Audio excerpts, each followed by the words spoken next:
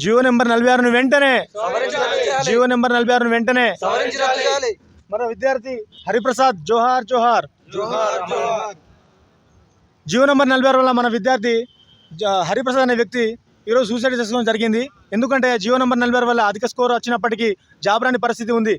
TSSP battalion ఏవైతే ఉన్నాయో అవి స్టేట్ వైడ్గా ఇచ్చేటువంటి పోస్టులు అనమాట. సో తెలంగాణలో ఉన్నటువంటి 33 జిల్లాలలో ఎవరికైతే అధిక మార్కులు వస్తాయో అతనికి కేటాయించేటువంటి జాబులు ఈ పోస్టులు. అలాంటిది జియో నెంబర్ 46 తీసుకొచ్చి ఆ జాబులను కూడా జిల్లాల వారిగా భర్తీ చేయడం వల్ల కొన్ని జిల్లాలలో హైదరాబాద్ తరతల ఉన్న జిల్లాలలో 60 మార్కులు 80 మార్కులు 90 మార్కులు వచ్చినా కూడా వాళ్ళకి ఉద్యోగాలు వచ్చినాయి. మిగతా అన్ని జిల్లాలలో 130 మార్కులు 128 మార్కులు వచ్చినా కూడా జాబ్ రాని పరిస్థితి. దానివల్ల ఎవరికి చెప్పుకోవాలి, ఎవరికి చెప్పినా కూడా మా బాధ ఎవరు కూడా దానికి పట్టించుకోవట్లేదని చెప్పేసి మనోవేదన గురై ఇవాళ మన మిత్రుడు హరిప్రసాద్ అనే వ్యక్తి సూసైడ్ చేసుకోవడం జరిగింది. ఇలాంటి పరిస్థితి ఎవరికి రాకుండా ఉండాలని చెప్పేసి ఈ గవర్నమెంట్కి మేము విన్నవించుకుంటున్నాము. సార్ దయచేసి ఇప్పటికైనా కూడా మేల్కొని చర్చలు జరిపి ఇందులో న్యాయం ఉందని అనిపిస్తే మీరు మాకు న్యాయం చేయండి, లేదంటే చాలా ప్రాబ్లం వస్తుంది. అధిక మార్కులు వచ్చినా కూడా జాబ్ రాని పరిస్థితి ఉంది. సార్ కూడా ఇదివరకు మన జడ్సన్ సార్ కూడా తమిళసై గారికి కూడా విన్నవించుకున్నాడు. మేడం ఇట్లా జియో నెంబర్ 46 వల్ల గ్రామీణ విద్యార్థులకు చాలా అన్యాయం జరుగుతుంది. అధిక స్కోర్ వచ్చినప్పటికీ జాబ్ రాని పరిస్థితి కాబట్టి ముందు కూడా ఎవరు చదువుకోరు. ఇలాంటి పరిస్థితి ఉండదని చెప్పేసి సార్ కూడా విన్నవించుకోవడం జరిగింది. గవర్నమెంట్ అప్పటికి కూడా రెస్పాన్స్ ఇవ్వలేదు. ఒకసారి సార్ ద్వారా మాట్లాడేటువంటి ప్రయత్నం చేద్దాం. మిత్రులందరికీ నమస్కారం. నిన్న రాయపర్తిలో కేవలం జియో 46 వల్ల అత్యధిక మార్కులు వచ్చినప్పటికీ ఉద్యోగం రాలేదని చెప్పి మరి హరిప్రసాద్ ఆత్మహత్య చేసుకోవడం జరిగింది. మరి నిజంగా ఒక తుగ్లక్, ఇది 46 తుగ్లక్ అనడానికి రాదు, కానీ కేవలం ఓటు బ్యాంకు ఈరోజు హైదరాబాద్లో ఉన్న ఓటు బ్యాంకు కోసం అని చెప్పి 2022 నోటిఫికేషన్ ఇచ్చినాక దాదాపు 14,000 పైచిలకు పోస్టులు వచ్చినాక సర్టిఫికేట్ వెరిఫికేషన్ అయిన తర్వాత ఈ 46వ జియో తీసుకొని వచ్చి ఈరోజు నిజంగా తెలంగాణ యువత మరి ఇది state wide post, Telangana state special police post అనేది స్టేట్ వైడ్ పోస్టు. ఇటువంటి పోస్టులను రాష్ట్ర వ్యాప్తంగా ముఖ్యంగా మారుమూల ప్రాంతాలలో దేహదారుర్యం కానీ చదువు కానీ అన్నీ కూడా ఉండి వాళ్ళు వీటిపైన ఎక్కువ శాతం ఆశలు పెట్టుకుంటారు.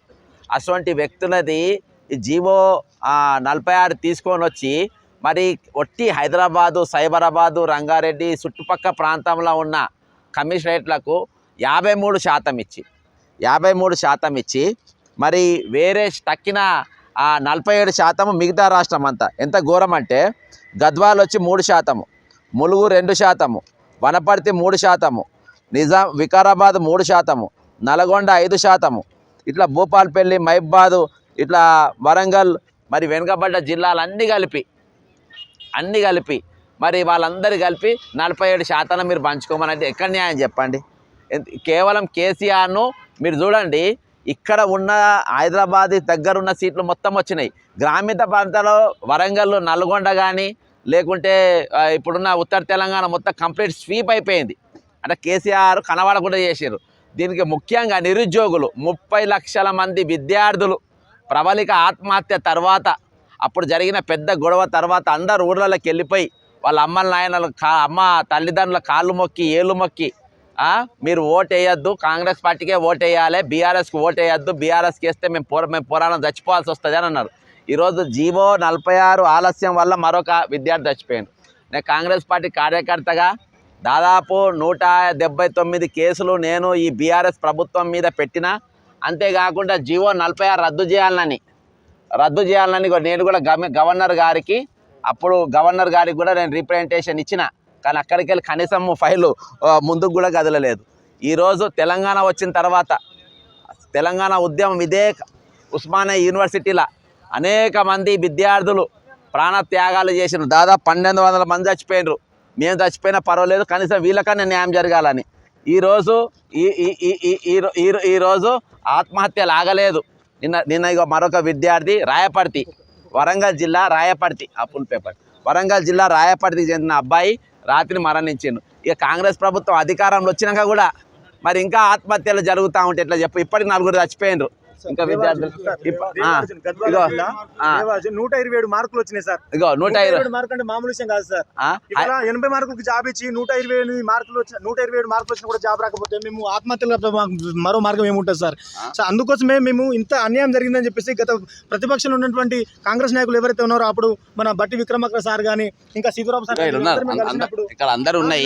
మేము కలిసినప్పుడు సార్ జియో నంబర్ 46 వల్ల చాలా అన్యాయం జరుగుతుంది సార్ అన్నప్పుడు మాకు వాళ్ళకు మాట ఇచ్చారు, హామీ ఇచ్చారు.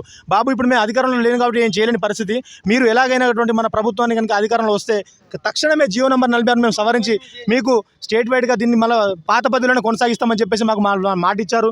అందుకోసం మేము ఇవాళ గ్రామాన తండతండలు వెళ్ళి మా నిరుద్యోగులందరం ఒక 46 జియో అని మాత్రమే కాకుండా మేము అందరము డిఎస్సీ అభ్యర్థులు కానీ ప్రతి ఒక్క నిరుద్యోగులు ఇవాళ వాళ్ళు ఎంతో కష్టపడి ప్రతి చోట మన ప్రభుత్వం తెచ్చుకుంటే మనకు న్యాయం జరుగుతుందని చెప్పేసి మేము ఇవాళ చాలా కష్టపడ్డాం సార్.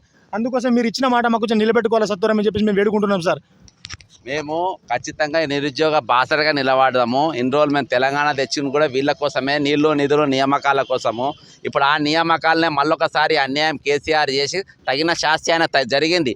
కానీ మనము దీన్ని జీవోను రేవంత్ రెడ్డి గారిని కలిసిన ముఖ్యమంత్రి గారు మీకు నేను విన్నవించుకునేది ఏంటంటే, నేను దోపిడీకి గురవుతున్న వర్గాల తరపున నేను నిలబడతా. కాంగ్రెస్ పార్టీ కార్యకర్త కొనసాగుతూ వీళ్ళ తరపున మనం ఇచ్చిన వాగ్దానం నెరవేర్చాలి. నేను నా కోసం పదవులు కానీ లేకుంటే ఇంకా ఏం అడుగుతలేను. నేను వీళ్ళకి న్యాయమైన కోరిక నేను వీళ్ళని అడుగుతున్నా. వీళ్ళందరూ మన నాయకులందరూ కూడా వీళ్ళకి మాట ఇచ్చిండ్రు. వెంటనే దీన్ని సౌకర్యం ఇప్పుడు మన హరిప్రసాద్ చచ్చిపోయిండు రాత్రి, ఇంకో హరిప్రసాద్ తయారు కావద్దు, ఇంకో ప్రవళికలు తయారు కావద్దు అనే ఉద్దేశంతోనే ఈరోజు యువత మొత్తం పోయింది. నేను ముఖ్యమంత్రి రేవంత్ రెడ్డి గారికి నేను విన్నవించుకునేది ఏంటంటే, మీరు వెంటనే ఈరోజు మీటింగ్ అయిపోగానే ఈరోజే మీరు వెంటనే ఈ జీవో 46 సవరించాలి. ఎన్నికల ముందు మన వాగ్దానం చేసినాం తీసేస్తామని, ఖచ్చితంగా మీరు దీన్ని సవరించాల్సిన అవసరం ఉన్నది. నేను మిమ్మల్ని విన్నవించుకుంటున్నా. లేకుంటే నేను ఈ బేస్తవారం అంటే ఇలా సోమవారం రేపు ఎల్లుండి అవలేను, బేస్తవారం రోజు నేను వీళ్లకు న్యాయం జరిగేంత వరకు బేస్తవారం రోజుకెళ్ళి నేను నిరాహార దీక్ష చేస్తా. ఖచ్చితంగా అమరవీరుల స్తూపం దగ్గర ఖచ్చితంగా చేస్తా. నాకు ఈరోజు తెలంగాణ యువత ఎంత నష్టపోవాలో నష్టపోయింది, ఇంకా నష్టాన్ని చూసే పరిస్థితి మాకు లేదు. అర్థమైందా? కాబట్టి మీరు వెంటనే దీన్ని రద్దు చేయాలి.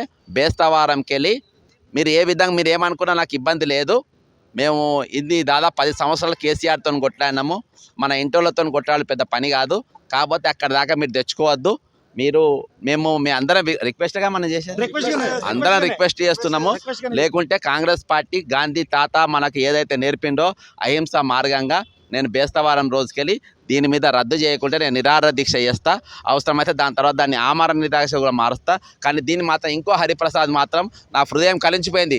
కాంగ్రెస్ పార్టీ అధికారంకి వచ్చినాక మొట్టమొదటి మరో యువకుడు ఆత్మహత్య చేసుకున్నాడు. ఇది కొనసాగదు. ఇక్కడే నేను విద్యార్థులకు కూడా అందరికీ విన్నవించుకునేది ఏంటంటే, మీరు ఆత్మహత్యలు చేసుకోకండి, ఏమన్నా చేసుకొని బతకొచ్చు. నేను బతుకుతలేనా చూడండి. దాదాపు 36 ఫ్రాక్చర్లు అవి కూడా నేను చేసుకుంటున్నా. మీరు దేని కూడా బాధపడద్దు, భయపడద్దు. మీరు ఖచ్చితంగా దృఢ నిశ్చయంతో మీరు బలంగా ఉంటుంది. మీకు న్యాయం జరిగేంత వరకు మేము పోరాటం చేస్తాం. మీ తరపున నేను ఖచ్చితంగా బేస్తవారం రోజు నిరాహార దీక్ష కూర్చుంటున్నా రద్దు కాకుంటే అని ప్రభుత్వాన్ని నా యొక్క విన్నపాన్ని వాళ్లకు చేరే విధంగా నేను మిమ్మల్ని బతిమాలుతూ సెలవు తీసుకుంటున్నా. జై తెలంగాణ. అమర